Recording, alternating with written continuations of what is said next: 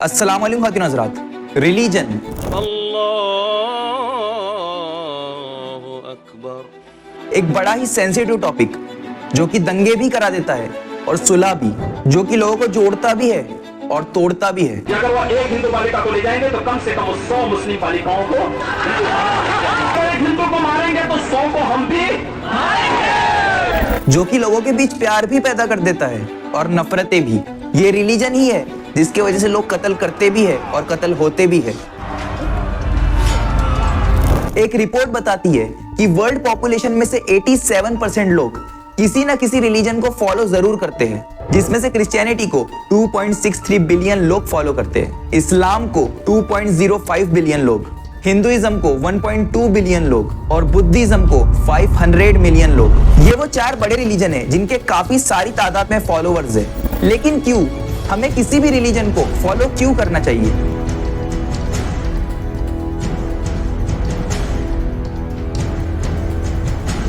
किसी भी रिलीजन को 3 वजह से फॉलो किया जाता है: पर्पस, एक्शंस और गाइडेंस।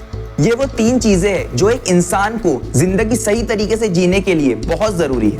इन 3 चीजों के बिना कोई भी इंसान आसानी से गुमराह हो सकता है और गलत रास्ते पे जा सकता है। सबसे पहले है पर्पस। हमारी जिंदगी का मकसद क्या है? हमारे बनाने वाले ने, हमारे क्रिएटर ने हमें क्यों बनाया है? हमारा क्रिएटर हमसे चाहता क्या है?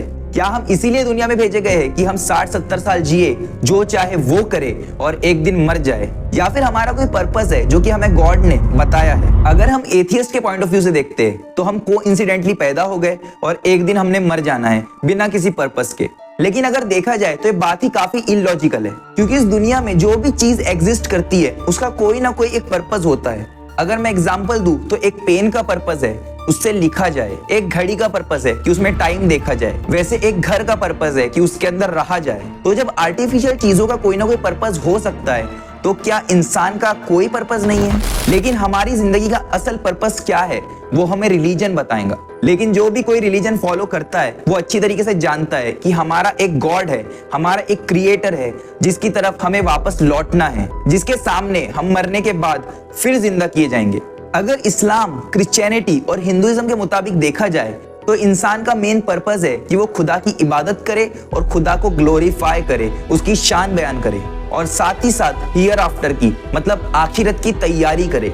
इन तीनों रिलीजन में कंसेप्ट है कि हम मरने के बाद फिर से जिंदा किए जाएंगे, फिर से हमें लाइफ दी जाएंगी और उसी लाइफ में हमारा सारा का सारा हिसाब होगा कि हमारे लिए हेवन है या हेल है। अगर हम इन तीनों बड़े रिलीजन के हिसाब से पर्पस को समझकर यहीं पे पर्पस का कंसेप्ट खत्म करें तो उसके बाद आता है एक्शंस। अब जैसे ही हमें अपने जिंदगी का पर्पस पता चल गया, इसके बाद हमें देखना पड़ेगा कि हम क्या एक्शंस कर सकते हैं जिससे हमारा पर्पस हम अचीव कर सके। सबसे पहले रिलीजन हमें बताएगा कि गॉड की इबादत तो करना है, वर्शिप तो करना है, लेकिन वो किस तरीके से करना है, वो कौन सी प्रैक्टिसेस होंगी जिससे हम गॉड को ग्लोरीफाई कर सकेंगे। साथ ही साथ ग्लोरीफाई और वर्शिप के अलावा भी वो और कौन से अमल है जो कि हमें करने पड़ेंगे। जैसे कि इस्लाम में मुस्लिम्स खुदा की इबादत करते हैं नमाज पढ़ के, क्रिश्चियनिटी में क्रिश्चियंस बाइबल को रीड करते हैं और खुदा का शुक्रिया अदा करते हैं, हिंदुइज्म में हिंदूज भक्ति करते हैं, पूजा करते हैं। ये अलग अलग रिलीजन्स में अलग अलग तरीका है गॉड को वर्शिप करने का, गॉड की इबादत करने का। और भी काफी सारे तरीके हैं जिनमें तीनों रिलीजन के लोग खुदा की इबादत करते हैं, खुदा को ग्लोरीफाई करते हैं और अलग अलग तरीके से नेक अमल भी करते हैं। लेकिन एक्शंस को समझने के लिए अभी इतना काफी है। Last but not the least, guidance. क्या सही है, क्या गलत है, क्या करना है, क्या नहीं करना है, वो कौन से कानून है, वो कौन से लॉज है जिनके हिसाब से जिंदगी को जिया जाएगा, वो कौन से जजमेंट्स है जो कि किसी भी केस पे या किसी भी मैटर पे दिए जाएंगे। ये सब कुछ हमें बताता है रिलीजन।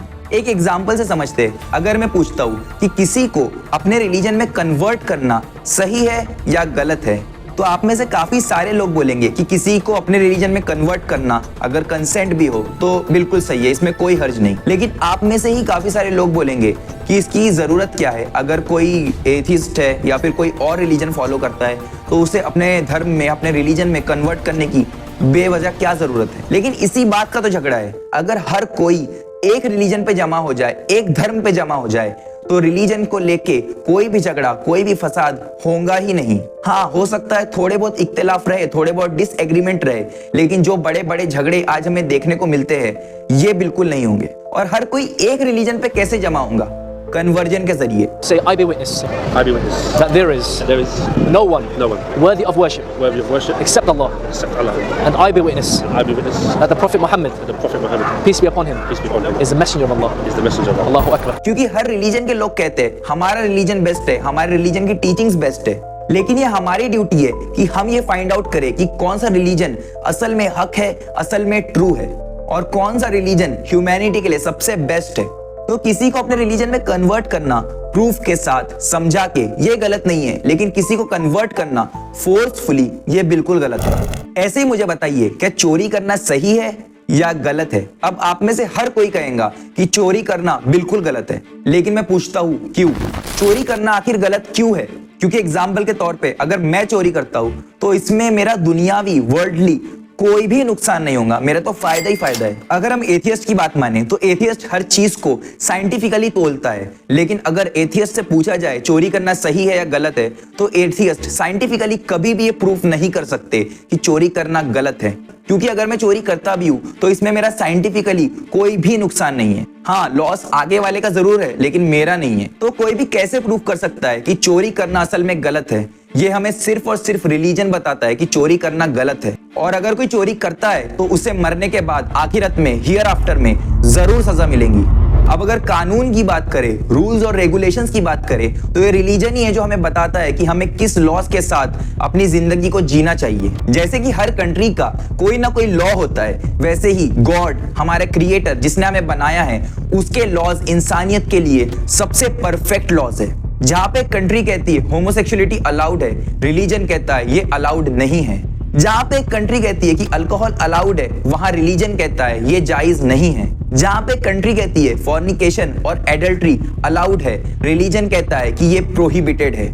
इवन अगर किसी इंसान के लिए एक कंट्री में कोई चीज लीगल होती है, तो उसी इंसान के लिए दूसरी कंट्री में वही चीज इलीगल हो जाती है। अगर एग्जाम्पल के तौर पे हम लड़कियों की शादी की एज को देखें, तो इंडिया में लड़कियों की शादी की एज 18 साल है, चाइना में लड़कियों की शादी की एज 20 साल है, और इराक में लड़कियों की शादी की एज 9 साल है। तो अब मुझे बताइए, इनमें से सही उम्र शादी की कौन सी है?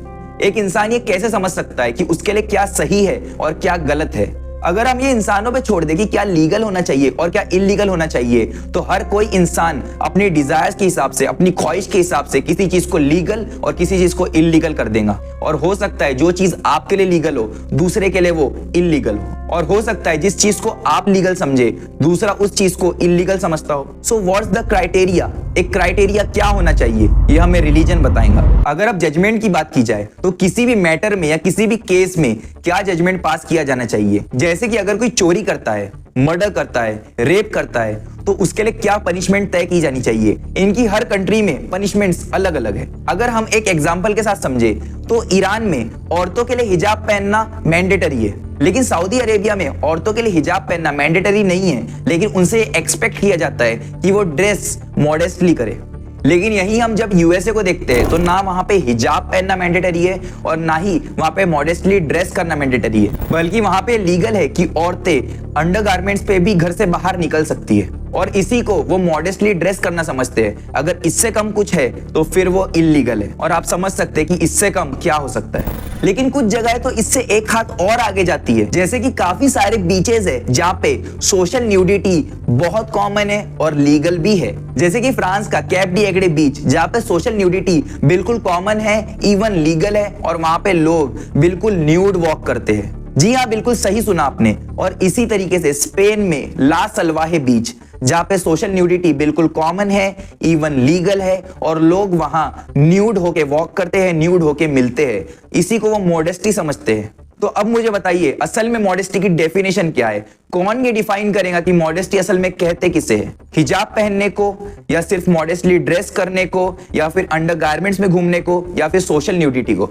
असल में मॉडेस्ट कहते किसे है? ये सिर्फ और सिर्फ हमें रिलीजन बताता है। ऐसे काफी सारे लोग हैं जो कि जिंदगी में क्या करना चाहिए क्या ना करना चाहिए इसकी परवाह करे बिना just going with the flow वाला काम करते हैं। वो बस सोचते हैं कि हमें क्या करना है, इन रूल्स से, इन हराम से, इन हलाल से हमें बस लाइफ में मजा आ रहा है, जो हमें लीगल लगता है, जो गवर्नमेंट के हिसाब से लीगल है हम वो करेंगे। लेकिन अगर जो गवर्नमेंट ने क्रिमिनलाइज कर दिया हम वो नहीं कर सकते। इवन अगर गवर्नमेंट किसी चीज को डीक्रिमिनलाइज कर दे, भले ही वो गलत हो, तब भी लोग उसे करेंगे। लेकिन अगर गवर्नमेंट किसी चीज को क्रिमिनलाइज कर दे, भले ही वो सही हो, तो लोग उसे नहीं करेंगे। आज इंसान गॉड के रूल्स के हिसाब से नहीं बल्कि गवर्नमेंट के रूल्स के हिसाब से चल रहा है, जो कि इंसानों ने बनाए हैं। वो नहीं जानते कि हम जो कर रहे हैं ये सही भी है या गलत है, इसका रिजल्ट क्या होगा, इसके कॉन्सिक्वेंसेस क्या हो सकते हैं। वो बस अपनी डिजायर्स को फॉलो कर रहे हैं और अपनी डिजायर्स को ही लीगल करार दे रहे हैं। उन्होंने अपने डिजायर्स को ही अपना गॉड बना लिया है। अब इतनी सारी बात के बाद आप ये सोचेंगे कि पर्पस, एक्शंस और गाइडेंस हमें आखिर मिलेगा कहां से? तो ये तीनों चीजें आपको मिलेंगी एक रिलीजन की रिलीजियस बुक से। लेकिन दुनिया में तो काफी सारे रिलीजन हैं, तो कौन सा रिलीजन फॉलो करें, कौन सा रिलीजन हम चुने? तो इसका एक सिंपल आंसर है, वो रिलीजन चुनिए जो कि सच में वर्ड ऑफ गॉड हो, इवन जो कि प्रूवन वर्ड ऑफ गॉड हो, जो कि मैंने इस वाली वीडियो में एक्सप्लेन किया है। ये याद रखिए कि वर्ड ऑफ गॉड में, खुदा के कलाम में कोई भी कॉन्ट्राडिक्शन नहीं होता, एक छोटी से छोटी गलती भी बिल्कुल नहीं होती, और वर्ड ऑफ गॉड कभी भी ह्यूमैनिटी के खिलाफ नहीं हो सकता। तो रिलीजन्स को पढ़िए, समझिए और फाइंड आउट कीजिए व्हाट इज हक और उसे फॉलो कीजिए। अस्सलाम वालेकुम।